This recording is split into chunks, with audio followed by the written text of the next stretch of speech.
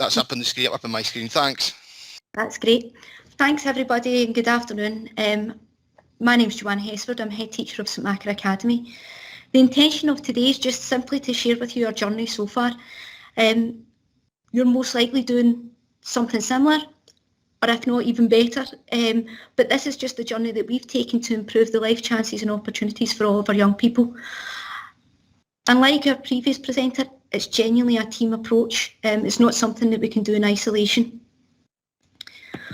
Okay, so just to give you a little context of St Machar Academy, it's truly a comprehensive school situated in inner city Aberdeen. We're in the shadows of the university, but are servicing priority areas of high levels of child poverty and deprivation. Education for us is truly the key to improving life chances and breaking cycles for our young people. There's over 50% of young people living in SIMD 1 to 3 that are attending our school. But in saying that, we have young people who come from all walks of life in terms of every single SIMD is represented in our school. EAL is a significant challenge within our school and also a significant benefit to our school community as well. We have got over 30 different languages spoken, and it truly is a multicultural establishment. We are an attainment challenge school and do receive significant PEF funding as well. But it's just to give you that kind of profile of the school. I took up post in St Machar Academy in August 2016, and it was evident from the outset and from the conversations with staff that the curriculum wasn't suitable for the vast majority of our learners.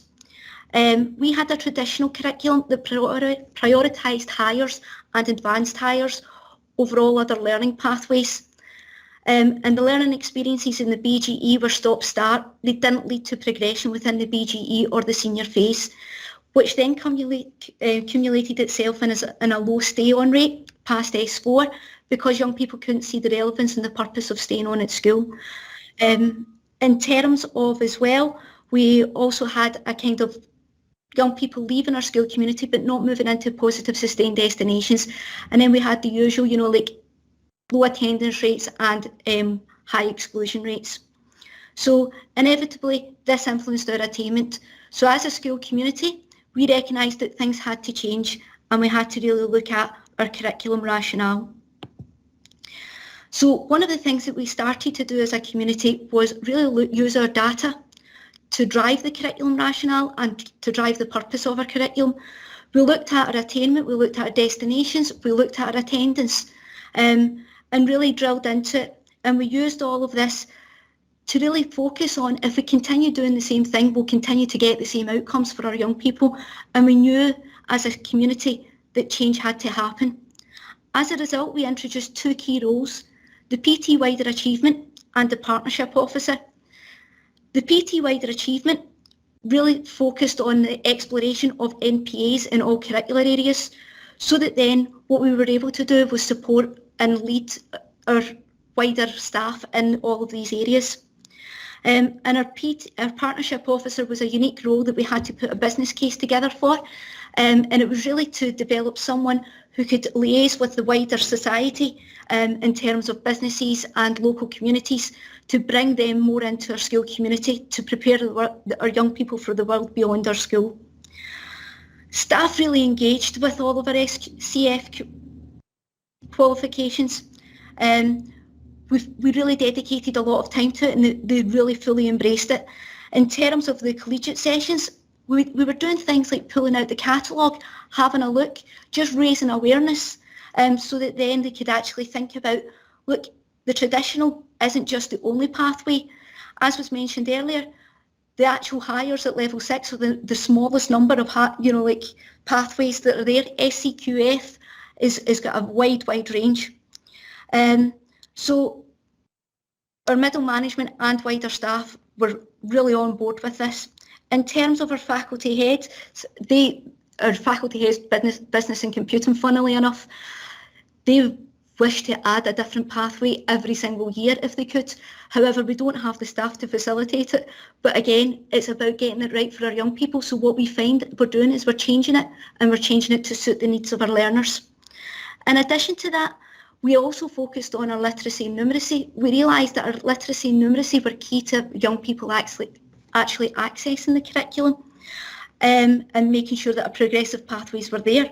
So what we had done is used our BGE to gather our literacy and numeracy qualifications across our BGE, really so that then we can continue that progression within our senior phase, and also maintain and reach our pledge of that no child leaves our school without a literacy and numeracy qualification.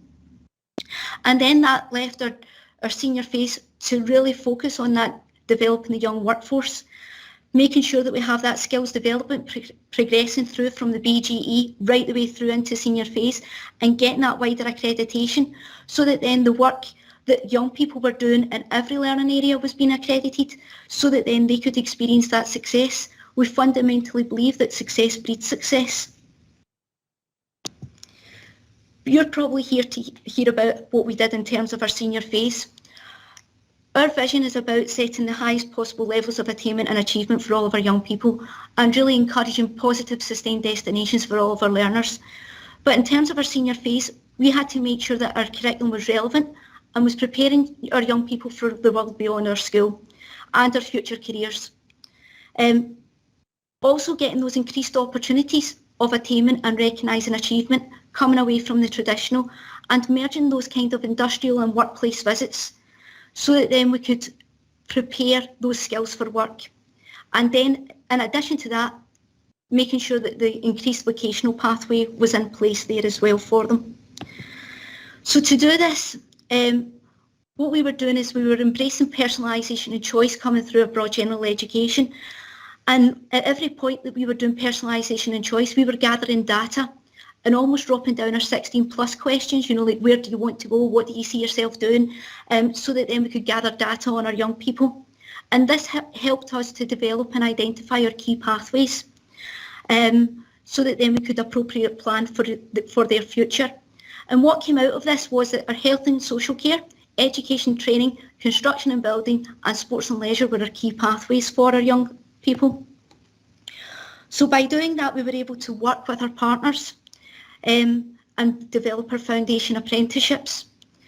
In 2017, I met with Aberlour, which is a local partner with us, and also SDS and Education Scotland, and we were looking at foundation apprenticeships for our young people in terms of education and childcare.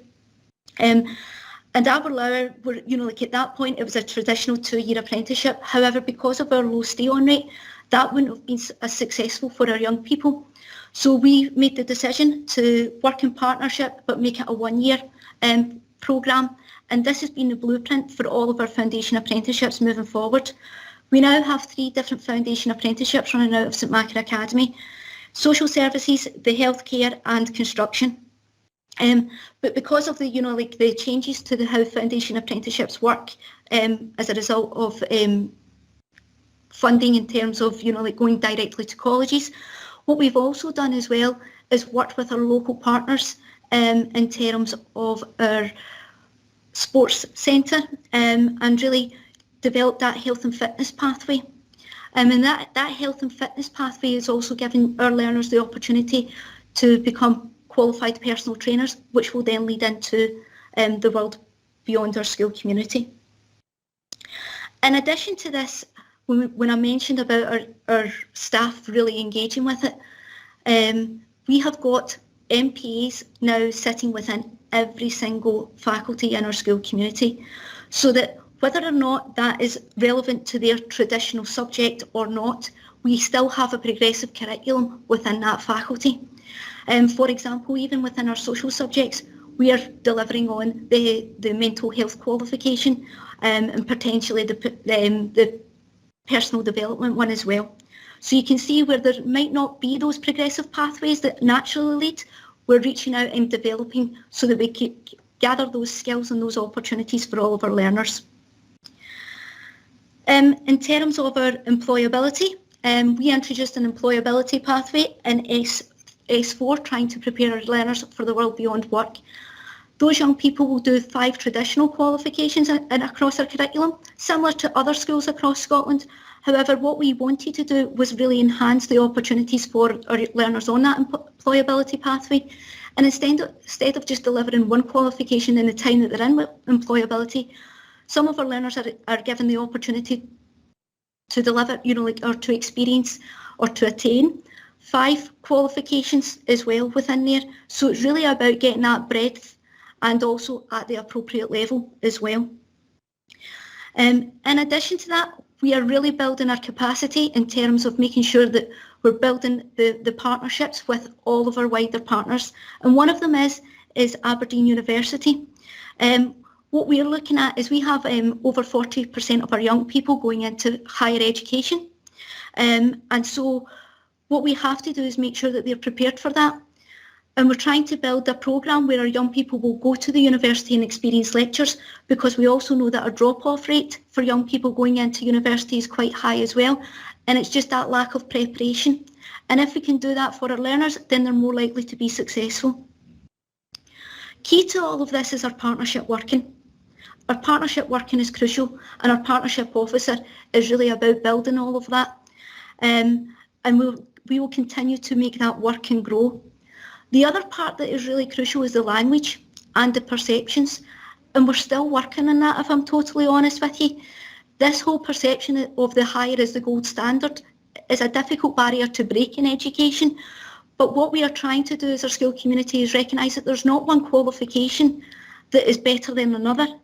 It's making sure that all have the parity, and in that we are still working on that in terms of our school community.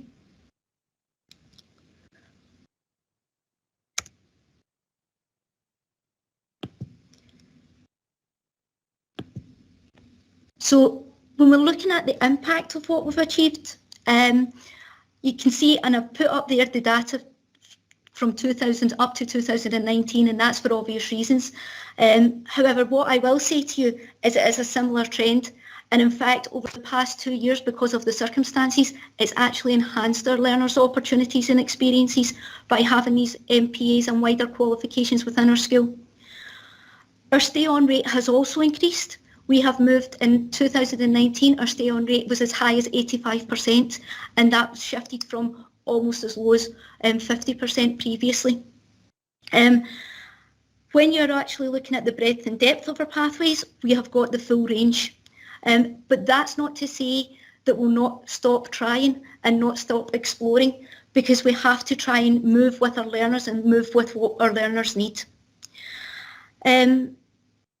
Whilst this is all quantitative data, one of the things that we need to remember is there's always a story behind all of this data.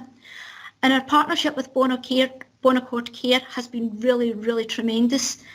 For example, 4 of our learners this year have went on to a new modern apprenticeship, one of whom is a young mum. And now, if she wasn't in the foundation apprenticeship course, I think she would have struggled to gain employment.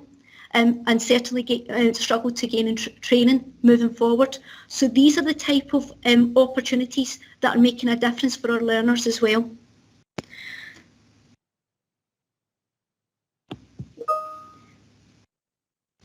This is just our journey so far. We've still got lots to do, and even more that we've planned that we've not yet achieved. And like Kenny mentioned, this is just our experience of it. We've made some mistakes along the way, and we've learned from them, and we'll probably continue to do that as well. But what we are honestly trying to do is get it right for every single learner in our school community. And by doing so, we've actually helped to raise attainment, raise aspiration, and help our young people experience success. Thanks for listening, everybody.